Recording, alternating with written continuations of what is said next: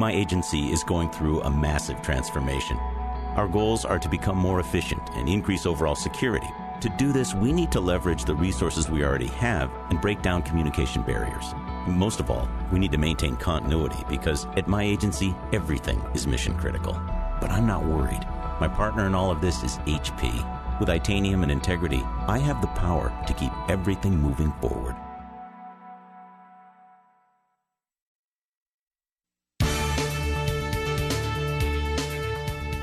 The Bush administration wants to recruit some new allies to push its management initiatives on Capitol Hill, political bloggers. In the meantime, some of the government's best managers got a night out on the town recently, along with some recognition for their impressive accomplishments.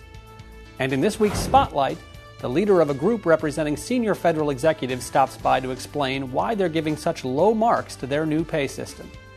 Fedcast is straight ahead.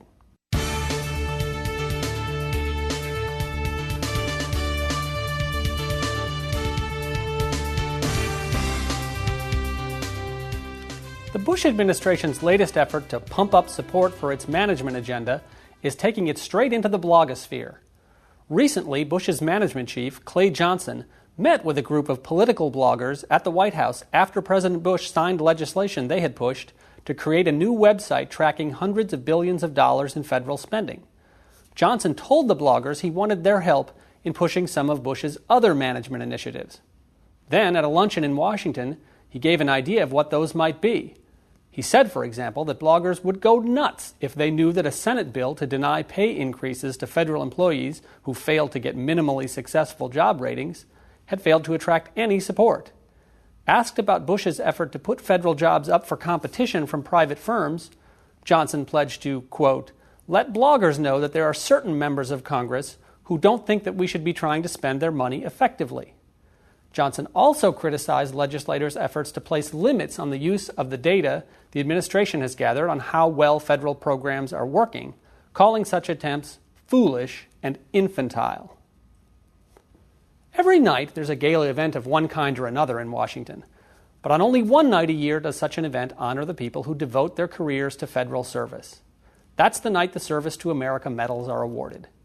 This year, the medals program, which is sponsored by Government Executive, National Journal, The Atlantic, and the Partnership for Public Service, honored winners in 8 categories, plus a Federal Employee of the Year.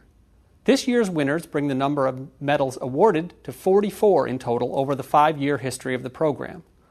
Most awards have gone to individuals, some to teams, but all of the winners serve as living examples to those who doubt the government's ability to make a difference in matters of national and international importance. You can see a special GovExec TV program profiling all of this year's winners by following the link on the right side of your video player.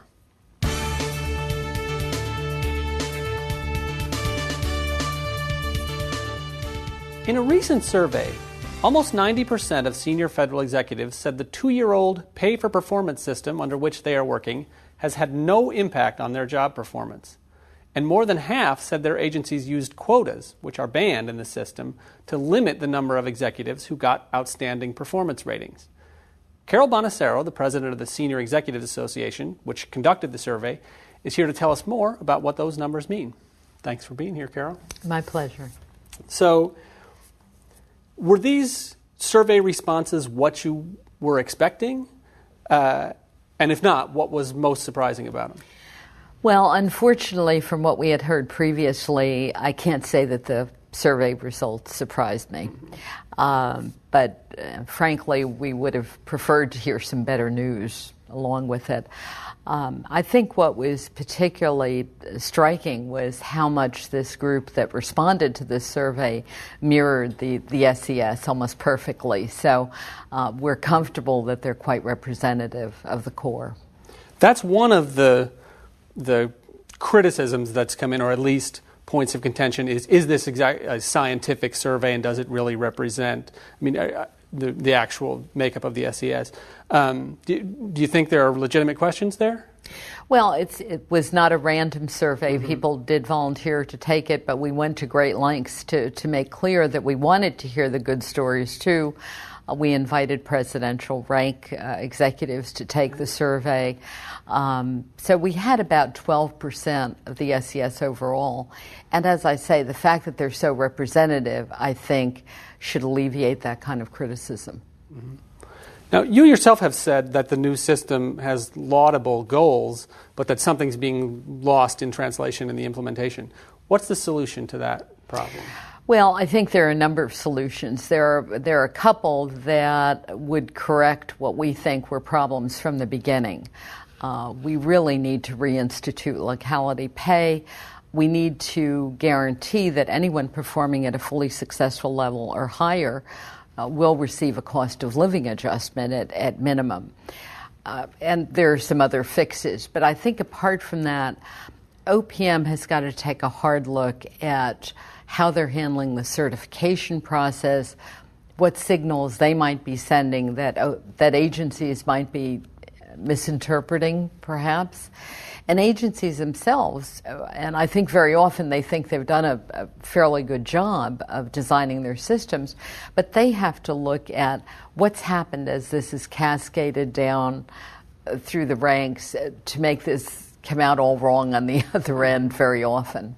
Did you see any differences between agencies, or is this really across the board? There's high levels of dissociation? We haven't really chosen to look at agencies. I mean, arguably, you'd want a much larger sample to be able to do that accurately.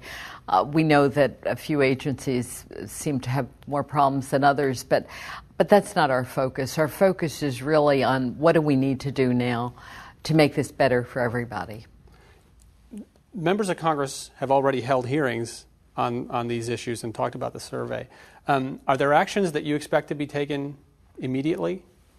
Well, I know that Senator Voinovich is very open to our legislative proposals. I've met with OPM Director Linda Springer, and I found her reaction really very positive because she was concerned, does want to take a harder look, and the Council of Chief Human Capital Officers is going to look at this. We've given them the report. I expect to be meeting with one of their subcommittees. So I do hope that people are going to take this seriously and not dismiss it, because frankly, if we can't do this right for 6,000 senior executives, there's not much hope of doing it right for a few million members of the federal civil service generally. You mentioned OPM, and one of the things that people there are saying is it's too early to start drawing conclusions about how well the system is working. Do you think they have a point? Unfortunately, not with what we found. They don't have a point. I mean, I think that if we were finding less egregious reports, you could say, sure, it's not perfect, but we're on the way, we're getting there. But some of what we've found, just, for example, a lack of transparency, that really should not be hard to fix. That it's unacceptable that, 2 years later, 17% of all executives don't have their performance rating discussed with them, for example. Yeah. Yeah. Do you have any further plans to do? Are you going to follow up with other studies on these issues? Well, we're certainly going to follow up on the Hill with regard to legislation. We hope we're going to be working with OPM and the Chief Human Capital Officers Council. I think what's especially important about this and why it really does have to be dealt with is given the huge number of executives who are eligible to retire right now, the numbers who will be eligible in the next few years, we have to ensure that we're going to attract the best and the brightest from the ranks of the 14s and 15s. And unfortunately, what the survey says, and what I keep hearing as well, is that an awful lot of those who should be in the SES pipeline are not interested any longer. And one of the strong contributors to that is this new pay and performance management system. Yeah. Well, it'll be very interesting to see how this plays out and how things develop with the effort to take these kind of things government-wide. So thanks for coming in to tell us about it. Thank you.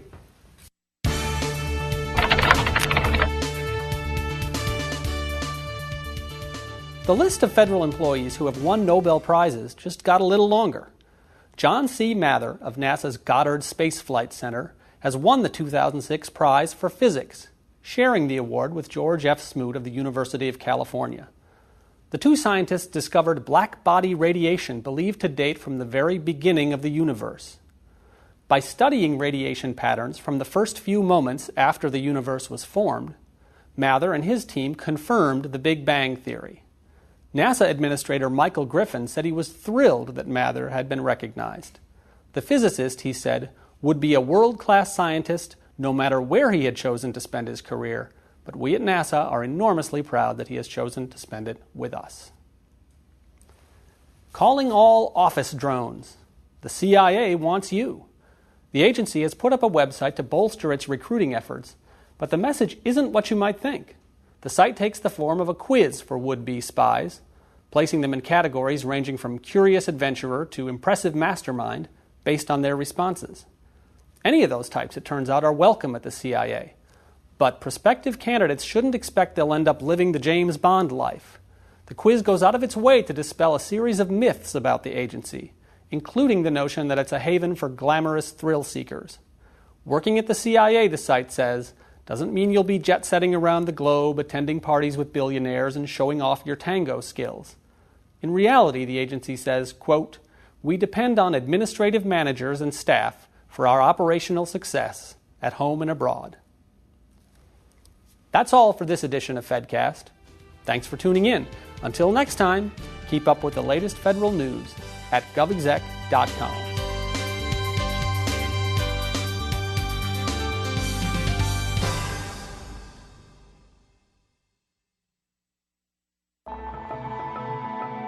My agency is going through a massive transformation. Our goals are to become more efficient and increase overall security. To do this, we need to leverage the resources we already have and break down communication barriers. Most of all, we need to maintain continuity because at my agency, everything is mission critical. But I'm not worried. My partner in all of this is HP. With Itanium and Integrity, I have the power to keep everything moving forward.